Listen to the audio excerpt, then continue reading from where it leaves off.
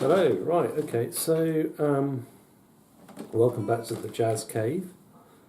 This one's going to be a video on how to play tunes at fast tempos. It's actually going to be a bit of a lesson for a change. I'll try and teach something. So I'm just going to choose a tune which often gets called jam sessions, Stupid Speeds, which is of course Cherokee, written by Brighton lad Ray Noble. He's actually from Brighton, which is my hometown. Amazing, huh? Not really. Okay, anyway, have a listen to this. This is quite fast.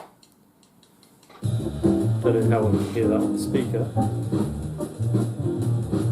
So 300 beats a minute, right?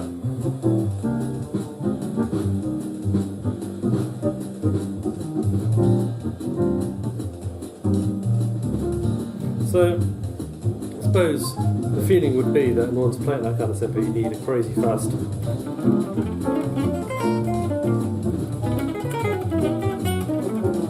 No, you need to be playing crazy fast like that all the time. I suppose it's not that crazy fast, depends who you ask. But the truth of it is that that's not actually necessary. I want to show you some other ways of doing it. So there's a few things you've got to know about Cherokee. First thing is that, and this is part of the reason why I chose the tune, it's got a low rate of harmonic change, a slow harmonic rhythm, which means the chords stick around for a bit. So if I count out the tempo, 1, 2, 3, 4, 1, 2, 3, 4, 1, 2, 3, 4, 1, 2, 3, 4, 1, 2, 3, 4, 1, 2, 3, 4, 1, 2, 3, 4, 1, 2, 3, 4, 1, 2, 3, 1, 2, 3, 4, 1, 2, 3, 4, 1, 2, 3, 4, 1, 2, 3, 4, 1, 2, 3, 4, 1, 2, they turn around there, right?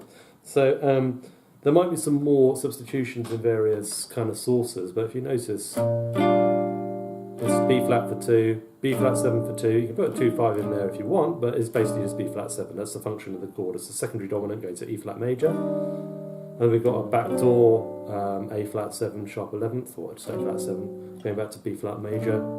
Then we go up to 2-7. So some people play like 2-5 there as well. I'm just going to go straight up to C7, F7, B flat. So the A section goes B flat, 2 bars, B flat 7 for 2 bars, E flat for 2 bars, A flat 7 for 2 bars, B flat for 2 bars, C7 for 2 bars, F7 for 2 bars, B flat, right? That's important. Okay, and the bridge, of course, goes in lots of different keys. So it's a 2-5-1 in B, 2-5-1 in A, 2-5-1 in G, 2-5-1 in F, and then it's a F7. So if we do things in a Barry Harris way, which makes life easier, we can just get rid of all of the 2, so it makes it even simpler, right? We just play 5-1. 1, 2, 3, 4, 1, 2, 3, 4, 1, 2, 3, 4, 1, 2, 3, 4, 1, 2, 3, 4, 1, 2, 3, 4, 1, 2, 3, 4, 1, 2, 3, 4, 3, 4, 1, 2, 3, 4, 1, 2, 3, 4, 1, 2, 3, 4, 1, 2, 3, 4, 1, 2, 3, 4, 1, 2, 3, 4, 1, 2, 3, 4, or something like that, right? So it's just not very fast, like in terms of the amount of harmonic information you have to deal with, right? Which is helpful. There are other tunes like this which are fast but don't have a huge amount of harmonic information in them. After You've Gone is one, China Boy, which is an old swing standard, is another one. Generally sort of tunes from this kind of era. And actually, if you look at tunes like, even things like Donna Lee, actually they're a bit simpler than you might think at first glance. Donna Lee has some faster chord changes in it, but it's still relatively straightforward. It's based on Indiana, which is an old swing tune, right? An old jazz standard from the very early days. That tune has been recorded for 100 years. Imagine that. Like properly 100 years this year. It was originally recorded by the original Dixieland Jazz Band back in 1917, I think. I want to check that out. Might be 1919. Okay, but anyway, about 100 years. So that's pretty cool, you know. Anyway, going back to Cherokee, which was a tune that appeared in the late 30s and became popular. The first version of it recorded, I think, was... actually, I'm not sure, but the version I know is Charlie Barnett, which is a really cool version. Sort of late 30s. The Charlie Barnett band's great, by the way. Check out their stuff. So anyway, we're going to listen to this, and what we're going to do is we're going to count along with it in a few different ways, actually. So this is 1, 2, 3, 4, 1, 2, 3, 4, 1, 2, 3, 4, 1, 2, 3, 4, 1, 2, 3, 4, 1, 2, 3, 4, 1, 2, 1, 2, 3, 4, 1, 2, 3, 4. Okay? 1, 2, 1, 2, 1, 2, 1, 2, 1, 2, 1, 2, 1, 2, 1, 2, 1, 2. So that's just counting in 2, right? 1, 2, 1, 2, 1, 2, 1, 2, 1, 2, 1, 2, 1, 2, 1, 2, 1. Okay, now we can count that's half time, right? 1, 2, da, da, da, da, da, da. And if you think like a lot of gypsy jazz, it's often racing tempos, but it doesn't feel that way because you're playing in 2. So if I was to do a gypsy jazz version of Cherokee, it is actually often played by gypsy jazz guitarists. It'd be like kind of this speed.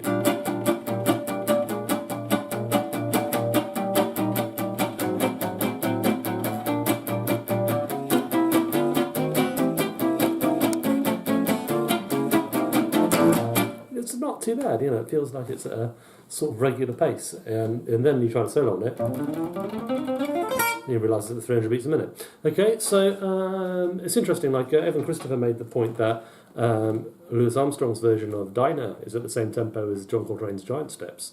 The reason why it feels slower than that is because it's basically in 2.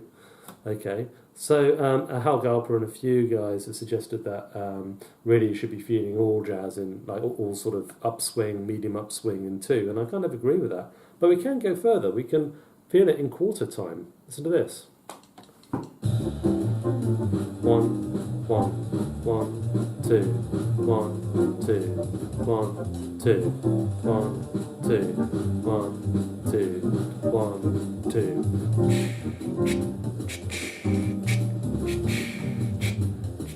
So you might say, well, get to the point. What is the point of all of this? And the truth is, it gives you different ways of kind of feeling the time, which can give you a way into playing the tune in a way which isn't just millions of notes per second. And I find that the more I can get into this on the bandstand, the more space I can find in the music, and it's easier. Now, a few things change that. Like if you're with a strong rhythm section that are really laying it down, then there's less of a feeling, less of a need to feel like you have to express every offbeat and really play the tempo. But on the other hand, if the rhythm section is really exciting, you can end up feeling the need to play too much. So you've got to be able to cool down, calm down from where that is. Okay, it's easier with a backing track because I'm in a familiar environment and this isn't very loud, But on the other hand, if you're on the bandstand, everything can feel different. So that's something you have to work on. And you can do that maybe next time you're at a live gig or you listen to somebody else play, one of these fast tunes. Just practice counting the tempo at different speeds. And it's something you can do when you're comping as well. Like if I was comping for Cherokee, 1, 2, 4. If I just quarter the time, 1, it's 1, 2, 3, 4. That's going to be fine with the drums. I'll just demonstrate. Go right back to the beginning.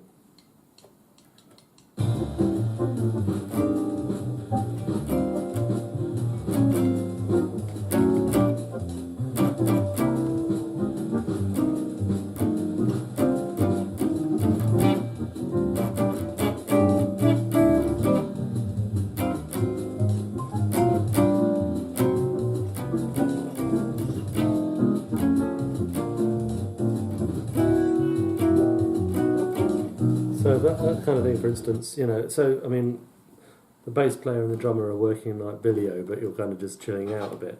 On the other hand, when you play on your own, the temptation, like if you're going to play a fast tempo on your own, like 300, the temptation can be to feel like you have to play millions of notes all the time, and that can be quite difficult as well. So it's not without its challenge. Anyway, how do we apply this to soloing? So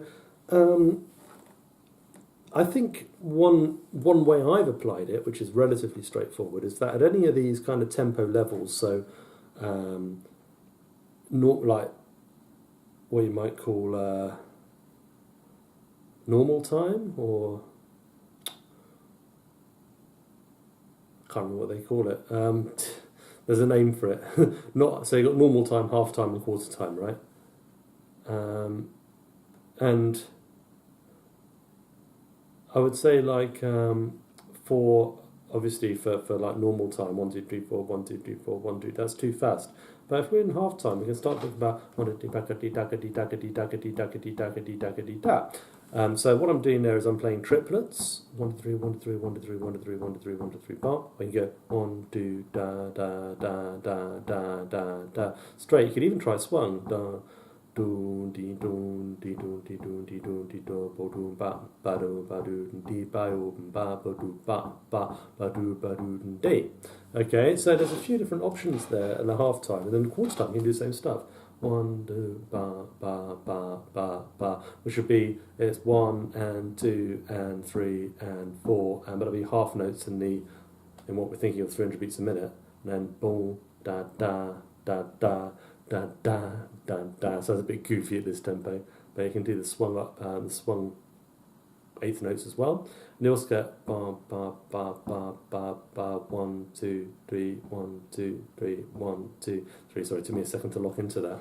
So I'm just going to have a go at playing in these different subdivisions. I'm turning down the backing track slightly because it's kind of loud compared to the guitar.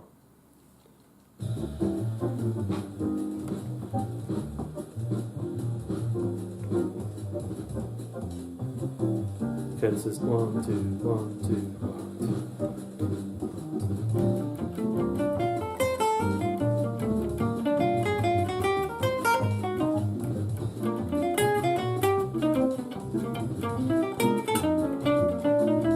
Okay, straight. Swung.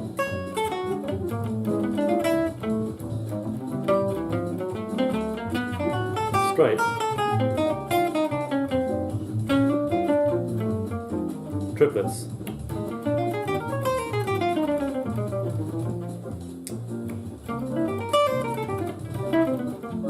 Turn the backing track a little bit so you can do that a bit better. Straight. Swung.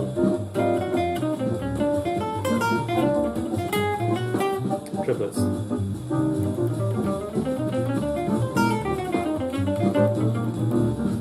Okay, so that's how that works. Now, if you listen to Lage Lund's solo on Limehouse Blues, which is with the Nicholson trio, I think, Ari Hernig on drums and this guy Nicholson on organ. I don't know his work very well, but it's great. It's kind of like a traditional bebop date, really. Traditional B3 organ date. Lage Lund plays like a god on it. I mean, he plays like a god on everything, but I haven't really heard him play so bebop-ily, for want of a better word, as he does on this. And he plays his solo on Limehouse Blues, which is at some ridiculous tempo, like 360 or something. He just plays just in triplets, and it sounds great. So you can use that. That's a trick that Lage Lund has used. So check him out for that. I'll maybe stick a link below. Now let's do it in quarter time. Same thing. 1 1 1 1 straight.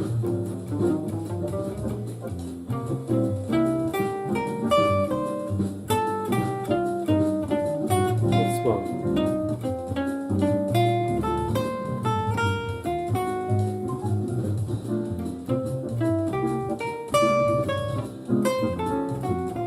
Triplets.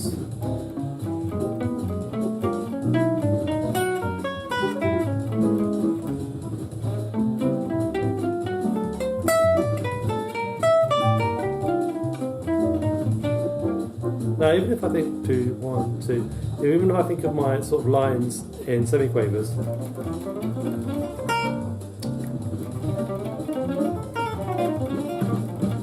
I find it a lot easier to think of them as semiquavers in half time than I do as or 16th notes in half time, should I say, for the Americans, than 8th notes in full time. So I'm just going to play around with a few of those different rhythms.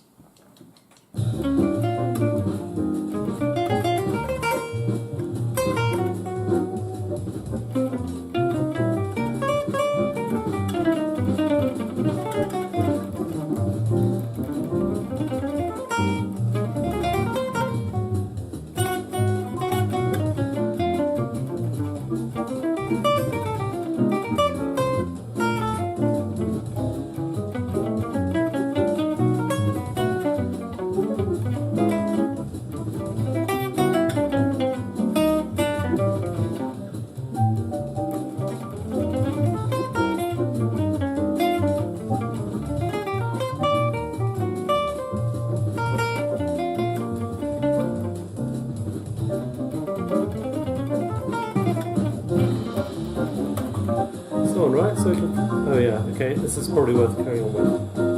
Okay, let's go half time. 2 1 2 2 2 1 2.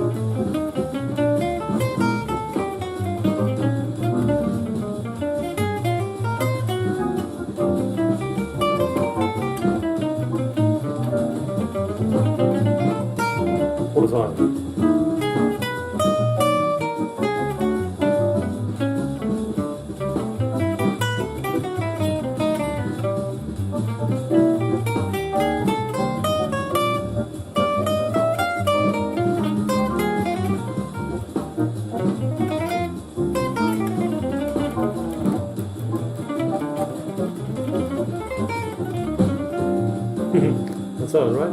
So I mean, I have a much greater sense of freedom and sort of maneuverability within that pulse now that I can amalgamate it, which is the opposite of subdivision. So instead of cutting something out 1 2 3 4 1 2 3 4 1 2 3 4 1 2 3 4, you're kind of pushing 1 2 3 4. It's like the opposite. It's going the other way, right? So I find that really, really good. I'm just going to use a pick, which I find slightly more comfortable with. Now, the only thing I would say about this is, like, sometimes if you're doing it on your own, like, just to give you an idea.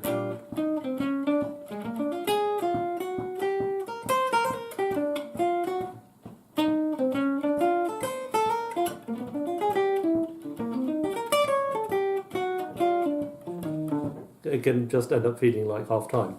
So, one thing that I like to work on a lot is to be able to kind of make the offbeats happen at full pulse, even though I'm sort of thinking in half time. And to do that, you've really got to think about it as 16th notes, 16th note syncopations. So, for instance. Like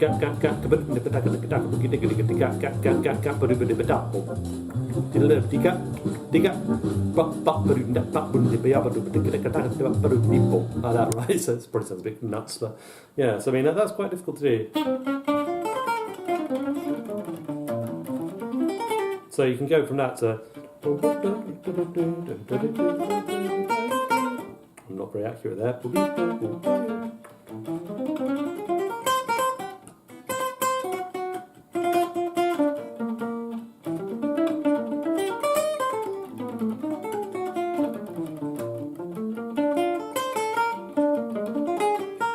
Another way you can, like if I'm playing like a long string of quarter notes like that, so 1 2 1 2 1 2 1 2 1 2 1 2 1 2 1 2 1 2. I mean that can be a bit rhythmically inert. That can be a bit boom dee da da da da da da. But if I push some of them, boom yeah boom yeah.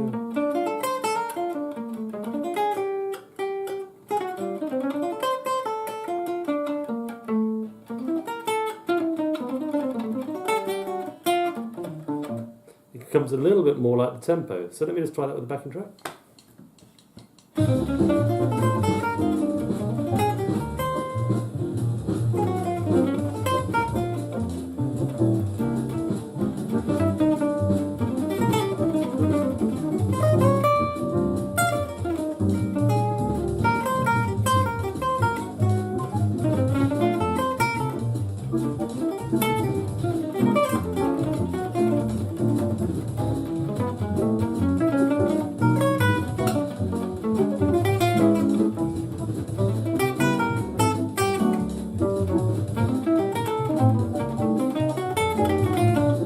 Okay, what I'm going to try and do now, because I mean obviously I'm aware that kind of I can play quite fast and not everybody can do that. And also the other thing is, by the way, backing tracks are not in general a great thing to practice with. I think they can be very, they can kind of de-skill you a bit if you use them too much. So it's good to also practice without the backing track, just a metronome click or maybe nothing at all. But what I wanted to do quickly is just sort of try and keep the tempo going while playing really very little and just kind of really focusing on the offbeats. So let's give that a go.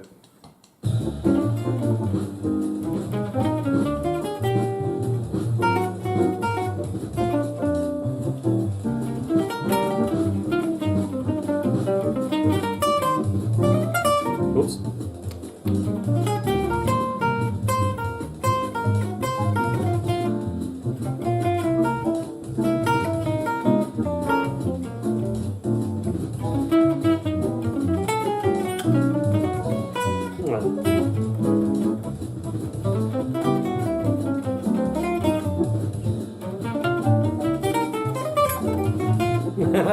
It's hard not to play fast, but I think like just holding back and doing that can sound a lot more interesting to the listener as well, because you're not always just burning all the time. It's not easy to do, but I think like that amalgamation technique, you know, if I play on my own again.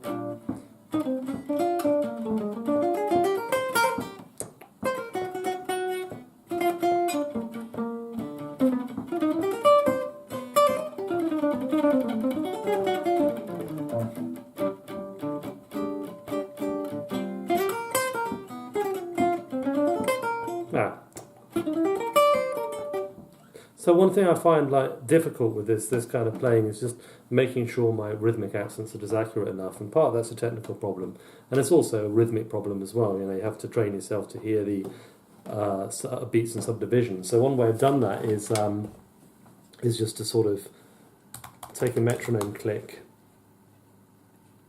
you know, and just put it at 150.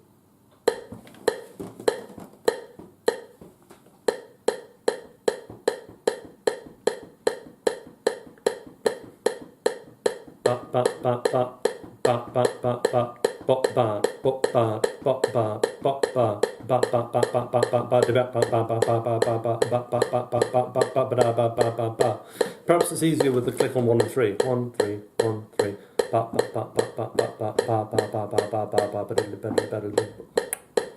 Okay, Charleston.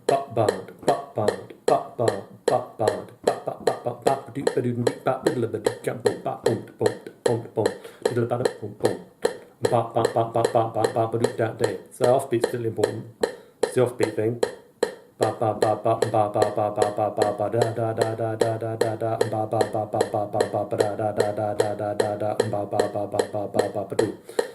Also like counting and doing it, but that's a lot harder. So like 1, 1. I can't do that tempo. 1, 2, 1, 2, 2.